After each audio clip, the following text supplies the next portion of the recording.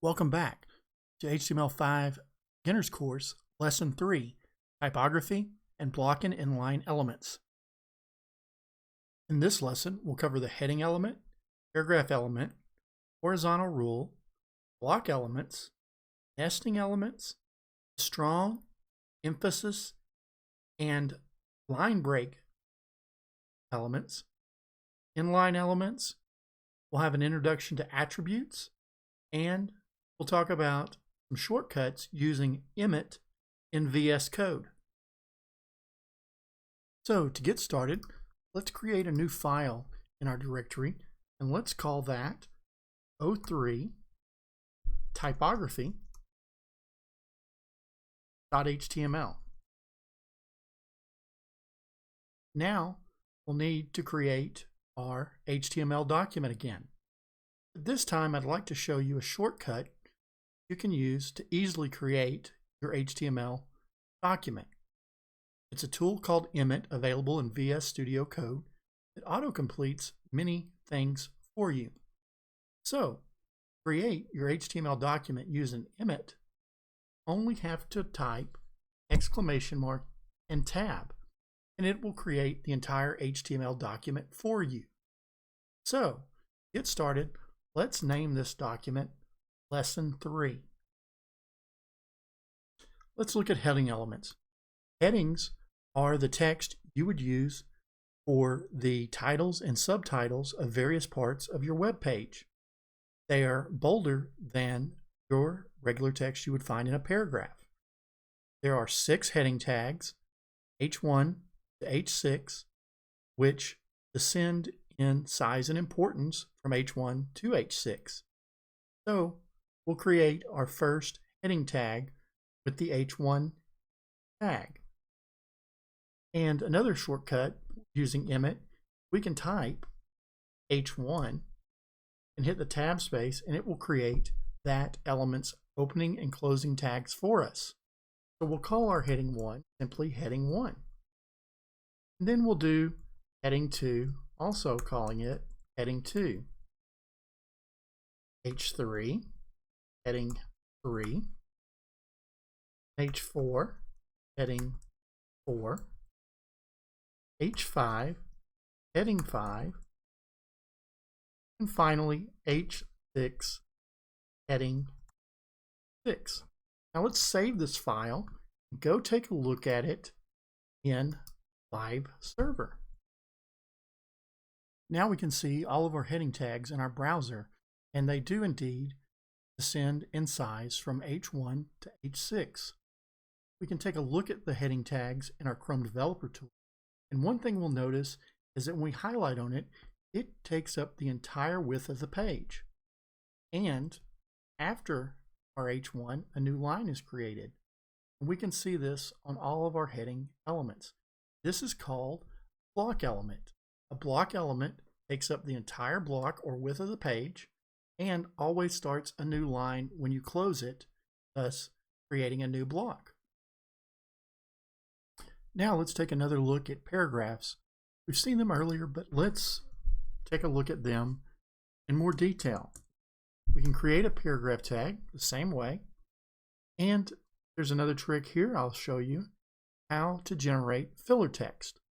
You can write the words lorem and the number of words you want. 100 seems right for this demonstration, so we'll do lorem 100 and then tab. And as you see, it creates some filler text for us. Let's go ahead and create another paragraph below that, and let's do lorem 75. And then let's save it and go take a look in the browser. We can see our 2 paragraphs here in the browser, and if we open them and inspect them, we see that they're also block elements, and they start a new line after every paragraph. Now let's say we wanted to create a break between some elements.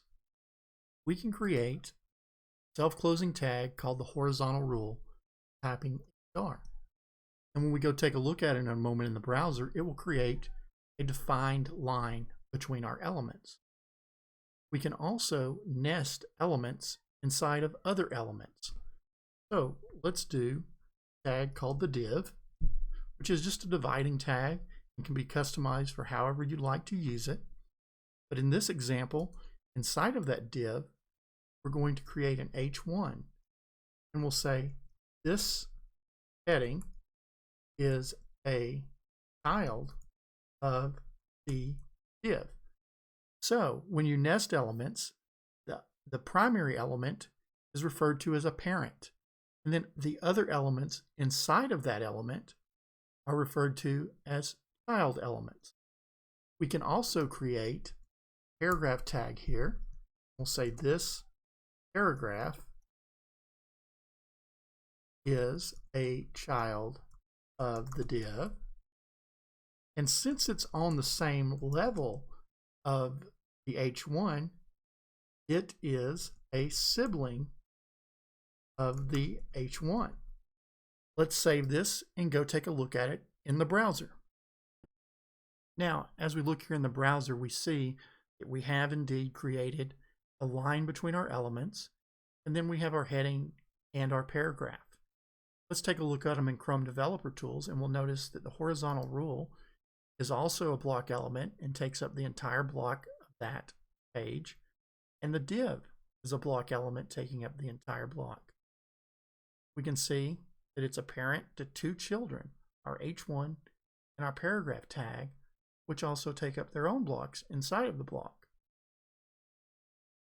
If we decided we wanted to have a little bit of a different type of text, maybe in this case bold text, we can use the strong tag, and let's say this is bold text.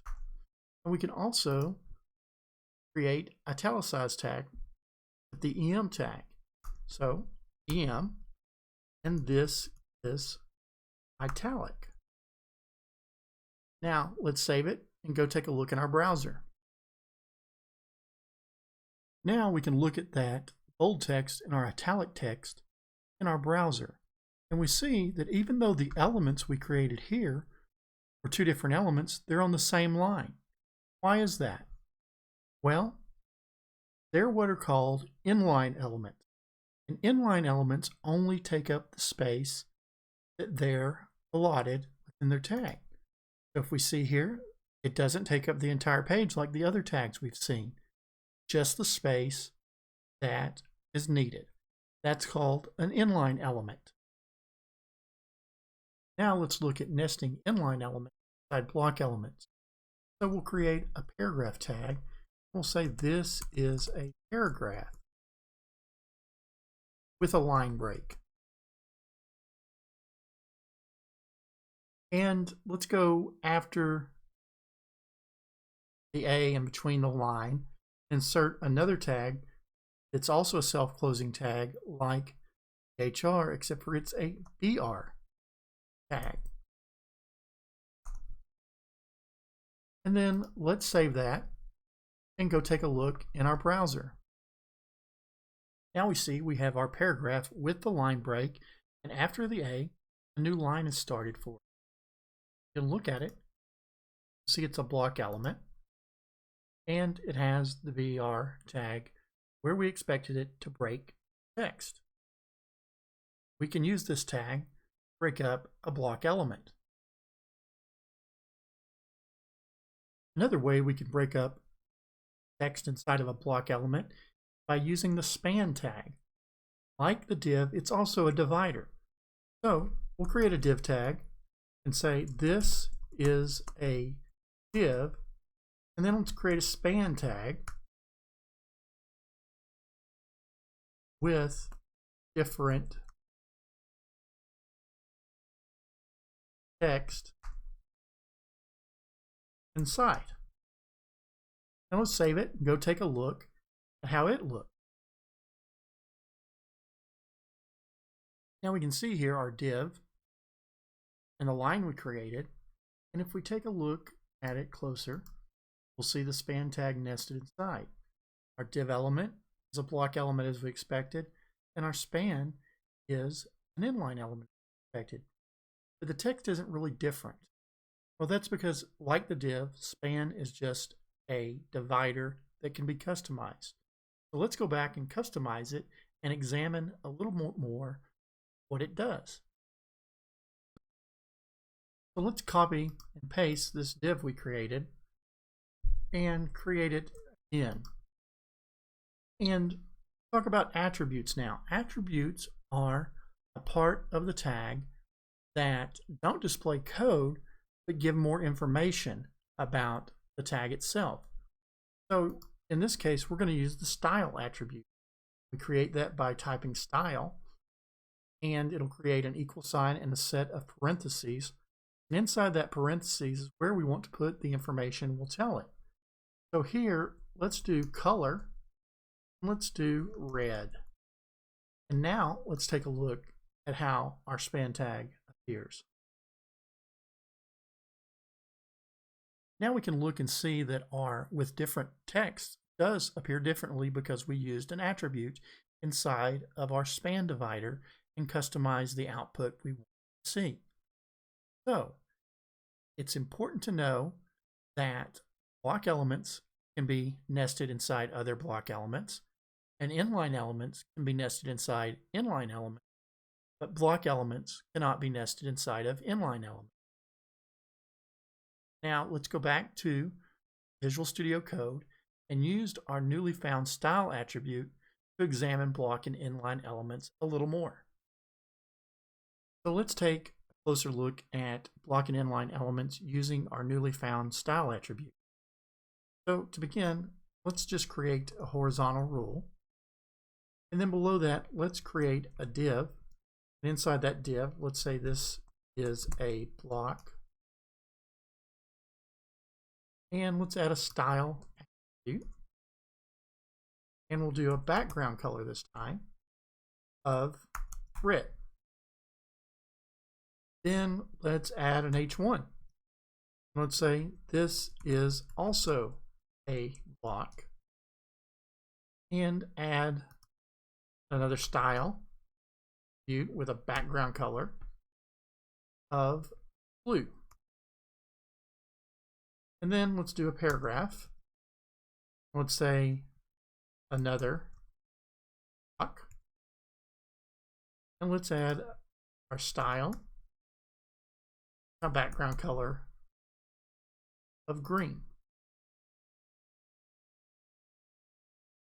And then let's add another div. And we'll say the parent is A. And then let's add a style, the background color of orange. And then inside our div, let's add a span.